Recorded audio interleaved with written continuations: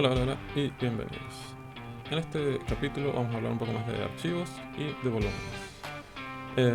Como ya hemos visto un poco en el capítulo anterior, en este solo vamos a expandir, pero primero veamos un poquito por arriba eh, qué son los volúmenes. Básicamente, cuando nosotros montamos un volumen, lo estamos montando en el namespace MNT o mount del contenedor, ¿no?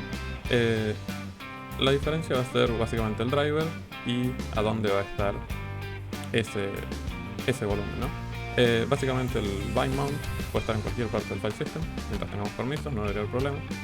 Un volumen con nombre, o los volúmenes de Docker, básicamente van a estar en la carpeta de Docker. Y un TMP-FS o volumen de memoria va a estar en memoria solamente. Como ya sabemos, Docker tiene varias capas, que son las capas de solo lectura en un contenedor, y la última capa, que sería la carpeta upper, como vimos, es la capa de escritura. Arriba de esa capa se montan los volúmenes, básicamente. El kernel, como tiene el namespace, sabe a dónde tiene que escribir cuando nosotros escribimos en cualquier parte del contenedor. Bien, vamos a ver por arriba cómo funciona este método copy and write un poquito, que es básicamente, por ejemplo, nosotros tenemos varias capas. Si nosotros en una capa creamos un archivo y luego en otra capa lo modificamos, lo que pasa es, en el contenedor, ese archivo se copia a la capa escribible y luego se modifica, ¿no? En nuestro contenedor. Otro ejemplo, por ejemplo, sería si nosotros creamos un archivo, bueno, simplemente en el contenedor va a la carpeta upper, se crea sin más problema. El caso más interesante es cuando se borran archivos o carpetas. ¿Por qué? Porque, digamos, eso se tiene que representar de una manera en disco y de otra en el archivo comprimido de la capa, ¿no? Básicamente, cuando nosotros borramos un archivo, lo que pasa es, en disco se crea un archivo que es un character device con ciertos parámetros que le dice a Docker que ese archivo está oculto, básicamente queda oculto, ¿no? Es como que se borró. Lo mismo pasa con directorios, solamente que con una configuración un poquito diferente, que es básicamente se le agrega esta capacidad extendida, digamos, un atributo, y esto le dice a Docker que esa carpeta se borró. Lo que pasa es que cuando nosotros está el contenedor corriendo, se hace una traducción, digamos, de eso, de los whiteout files, que serían los que ahora lo explico, básicamente. Cuando está el contenedor corriendo, se representa el disco con estos character device, ¿no? Pero cuando se comprime, cuando nosotros creamos una imagen, se guarda en la imagen con estos archivos whiteout, que básicamente serían, esto sería para una carpeta, digamos. Si ocultamos una carpeta, nosotros veríamos en la imagen comprimida un archivo con este prefijo, que básicamente lo que le está diciendo a Docker es, cuando extraigas esto, va a haber un proceso opuesto a esto, que lo que va a hacer crear, guardar estos archivos que son los que se ocultaron, y luego cuando descomprimamos o corramos el contenedor, se van a representar como character device, básicamente. No vamos a ver un ejemplo de esto, pero es bastante fácil de reproducir si lo quieren probar. Y ahora sí, vamos a arrancar con volúmenes. Básicamente, los volúmenes, ya tenemos la teoría. Vamos a crear un archivo en el host y luego vamos a crear un contenedor. Desde este contenedor, si nosotros nos vamos a mp data mnt mydata, podemos ver el archivo sin problema. Si nosotros queremos agregar algo, lo podemos hacer, y si nosotros queremos ver desde el host, podemos ver que también funciona sin mayor inconveniente. Si hacemos una escritura para ver la performance, vamos a ver que es bastante rápido. Es casi como escribir en FOSS. Entonces hiciéramos esto. Hagamos MNT.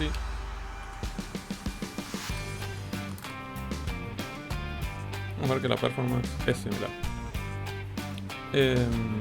Esto es un mount, como vamos a ver, tipo bind. Vamos a ver que cambia el modo y el driver un poco cuando usamos volúmenes con nombre, o sea, volúmenes de Docker. Y esto es porque, bueno, esos los maneja Docker, ¿no? Sigamos un poco más. Básicamente, ya no vimos la tabla de mount, pero ahora la vemos en el próximo contenedor para verificar que tiene su propia tabla, ¿no? Vamos a crear un volumen que se llama myNameVolume y lo vamos a correr en otro contenedor y vamos a escribir acá.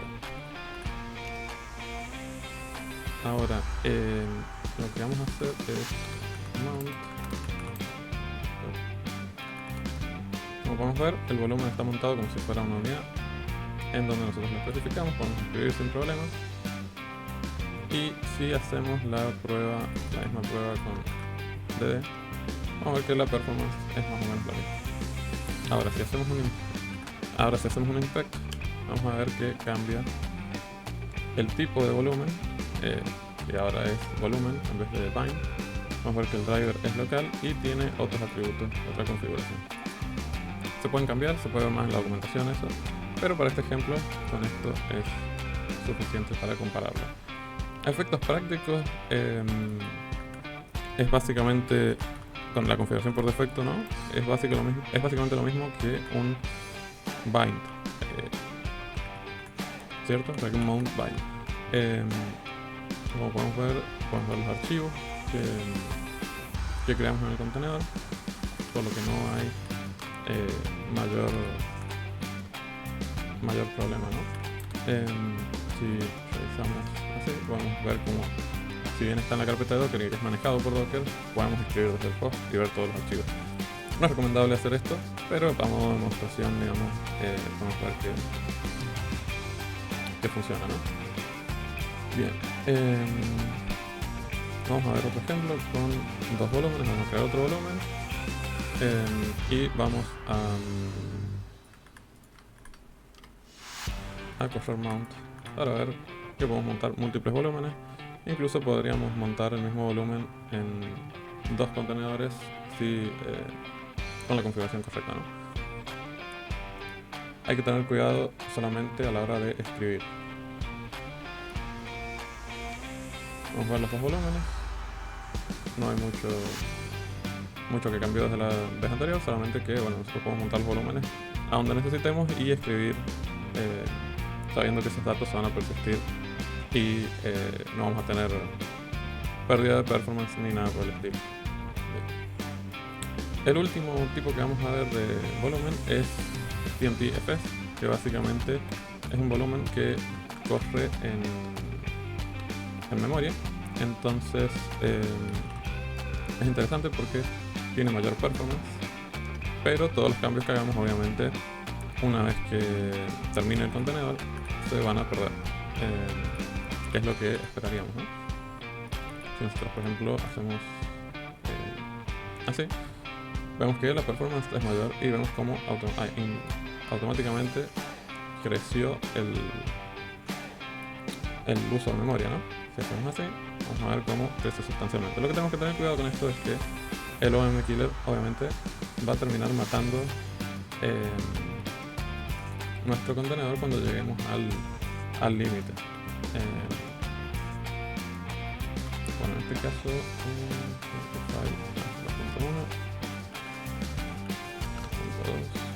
vamos a ver que podemos seguir escribiendo, crece la memoria y nos quedamos sin espacio. Probablemente si siguiéramos hasta un poco más, veríamos cómo muere nuestro contenedor, pero por ahora podemos ver que está directamente relacionado al uso de memoria.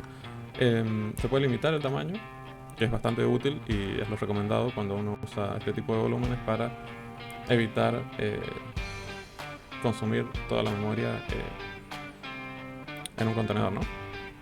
Como podemos ver, tiene algunas opciones, pero es bastante básico y bastante rápido. Si tratamos de ejecutar otro contenedor con el mismo nombre y el mismo lugar a donde montamos las cosas, vamos a ver que obviamente no va a haber nada. Si hacemos mount, vamos a ver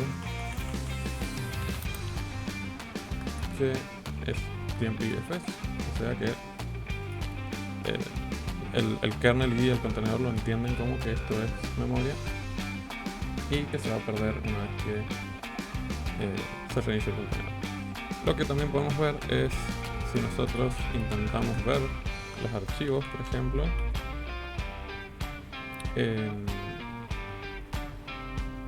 de este contenedor. Bien, ese empty está bien, pero no es el que nosotros estamos buscando. Bien, vamos a ver que la carpeta existe y no hay nada, pero si nosotros, por ejemplo, hacemos touch test, vamos a ver que existe el archivo test en el contenedor, pero desde el host no podemos ver nada y es entendible porque esto existe solo en memoria y no hay nada que lo pueda montar automáticamente, al menos en el host. No sería tampoco recomendable, ya que esto, por ejemplo, lo podríamos usar para almacenar sesiones o algo que sean muchos archivos chiquitos y de rápido acceso, entre otras cosas, ¿no? Podemos ver esta tablita. No sé si se llega a ver bien todo. Vamos a ver. Ahí, más o menos, con las diferencias entre cada tipo de volumen y algunas características, ¿no? Básicamente eso es todo de volúmenes. Hay otras configuraciones un poquito más avanzadas que vamos a ver después, que es usando volúmenes en el build para secretos, por ejemplo, para que esos secretos no queden en las capas. Esa sería la manera segura de usar secretos en un build de Docker, ¿no? Siempre y cuando el secreto ese no termine en un archivo que luego pueda ser expuesto. Por ejemplo, si estás haciendo un build en frontend, no sería recomendable probablemente correrlo en Docker. Y bueno, esto es todo por ahora. En el capítulo 4 de la parte avanzada vamos a ver un montón de cosas súper interesantes, así que nos vemos ahí. Felicitaciones por llegar hasta acá y hasta la próxima.